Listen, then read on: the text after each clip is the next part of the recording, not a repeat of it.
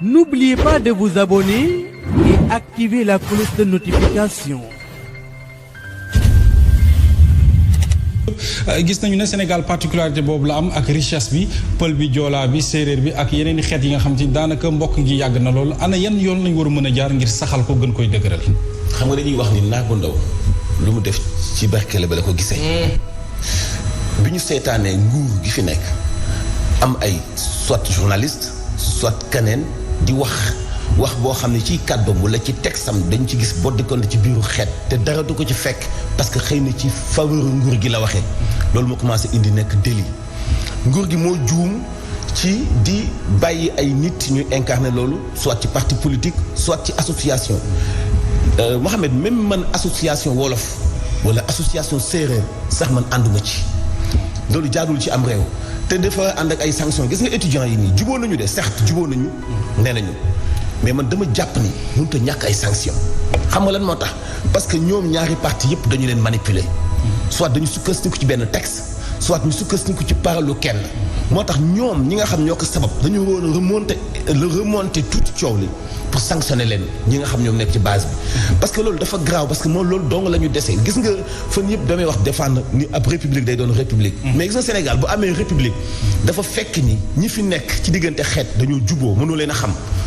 mooy damay faral di wax ni même wolof du làkk wolof la ñu yàlla dimbalee muy benn outil de communication boo xam ne Sénégal dong moo ko am joolaa da koy wax soose da koy wax séeréer da koy wax mandeng daf koy wax dañ ko war a transformer def ko benn outil de travail boo xamante ni bii ci la ñuy jànge ci la ñuy moom la ñuy utiliser suñu avion yi moom la ñuy utiliser suñu bureau yi et cetera ba tax na lii nii commencé nii tey graaw na benn graawaay boo xamante bu fekkente ni bii ay kilifa dañoo jóg dox ci rek bàyyi noonu mu daal di sedd fu ñu fàttali leen ni leen yéen waroo leen a laalante d'accord séeréer bu laalee joolaa du baax ci moom joolaa bu laalee séeréer du baax ci moom comme pël bu laalee joolaa du baax ci moom mais léegi séeréer ak wolof nag mais léegi pël ak wolof nag séeréer ak manjaago nag mais manjaago ak saraxule nag yooyu duñ ko fowee moo tax ma ni fokk mu am ay sanctions xool ñuy def manipulation boole ci taskati xibaar yi bind ci wàll boobu noonu ñu woo leen traduire leen devant la justice parce que Sénégal or bi fi nekk du dara lu dul jàmm buñ ko fowee ci wàllu xeet ak wàllu diine. sanction boobu ngay wax sax Hadj Mansour am na ñu ci d'accord ak yow daan ci ñëw léegi waaye paasan est-ce que jotuñu ñu tiit nag ci bu ñu commencé di dégg ay boddee compte ci ay mbirum xeet nga xamante ni atum 2021 mbir mi di commencé yaatu ci fu nekk arène politique beeg maanaam ci secteur boo dem daal est-ce que waruñu tiit ci wàllu woowu. ñaari tontu laa lay jox mën naa ci tiit bu ma tegoo fenn fi mais su ma xoolee par exemple spontanéité bii nga xam ne moo accompagné jubóo bii am ci université ci diggante démb ci guddi ak tey sama xel dafay dal te Sénégal noonu la ñuy doxee seytaan nag mën na ñëw dugg jaxase mais dafa am xam nga Mansour dafa wax lu am solo dafa ne dañu war a sanctionner ki ñu war a njëkk a sanctionner mooy ki teg les conditions pour ñu nekk ci contexte boobu mais c'est le pouvoir en place nguur bi fi nekk moo fi indi loolu amu fi woon nguur bi fi nekk moo ñëw dem taxaw Fuuta ne leen xam nga man seen mbokk laa da ngeen ma war a jàppale nguur bi fi nekk moo fexe ba indi def différenciation entre nit yi combien d'agences on a dans ce pays qui c'est qui fait les nominations qui nomme qui a nommé qui président Macky Sall moo juum foofu dafa juum c'est-à-dire que mën nga jàppale sa bokk sa askan ku jàppalewul sa mbokk doo jàppale mbokk jàmbur mais dafa am dëkk nu muy doxee soo jëlee toutes les institutions capitales à un certain niveau nga jël tous les compartiments de décision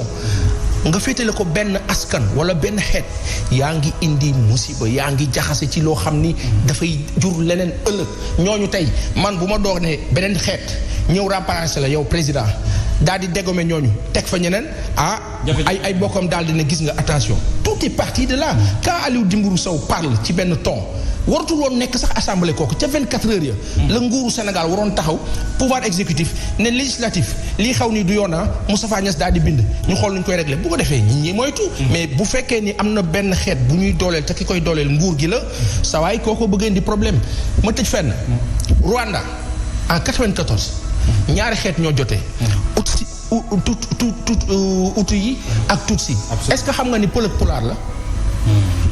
mu doon jafe-jafe gu rëy kon nanu ko mayu bu baax a baax lu may itam espace universitaire bi jàppale na bedd compté ci wàllu xeet yi itam daan nañ koy nemmeeku ci lu mu gën a yaatoo ci arène politique bi ba ci sax ci presse bi waaye li ëpp nag ñu ngi koy seetlu ci réseaux sociaux yi mu doon ak mbir moo xam te ni mun naa taal ku réew tax na directeur exécutif bu Amnesty International moom di sàkku ñi nekk ci ginnaaw loole ñu sanctionné leen ci nu mu gën a gaawee balaa loolee di law en tout cas di tabbi ci sénégalais yi nga xamante ne nii ku mu ci doon ku ne am nga fa nga bokk doon ci teewlu Younoussa Baldé mu seqal waxtaan. ay fan ngi ni réseaux sociaux yi ak it média yi la ay nit taamu ngir yëkkati ay kaddu jëmale ko ci ay xeet mu di kaddu yoo xam ne Seydi Gassama mu ngi koy ñaawlu. kaddu la yoo xam ne mun nañu taal réew mi ndax kaddu yooyu taal na réew yu bëri ci biir Afrique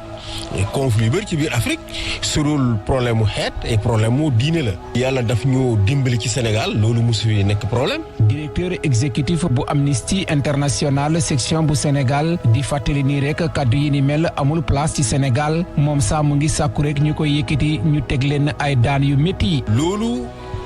jur na ay conflit yu bëri ci biir Afrique kon dañu war a fexe li taal ñeneen réew ñu bañ ko fi yee waaw ñu xam ne jàmm moom mooy alal bu ëpp nekkin bi diggante xeet yi nekk ci biir Sénégal li mel ni ay kàll ak yeneen ñu gën ko promouvoir fexe bi xale yi xam ko. suñu interlocuteur bi di ñaax tamit nit ñi ñu ànd ak dal ngir jàmm bu am Sénégal law ba faw. dañu des ci wàllu wi ba léegi ak njiitalu ko mouvement gëm sa bopp di Bougane Gueye Dany moom itam ñaawlu na bu baax a baax li ñu nemmeeku fan yi ci réew mi di bedd compté ci wàllu xeet googee di sàkku itam ci ñi koy yëkkati ci université Cheikh Anta Diop bu Dakar ñu daal di koy teg ci suuf sàkku itam ci njiitu réew mi. N'oubliez pas de vous abonner et activer la cloche de notification.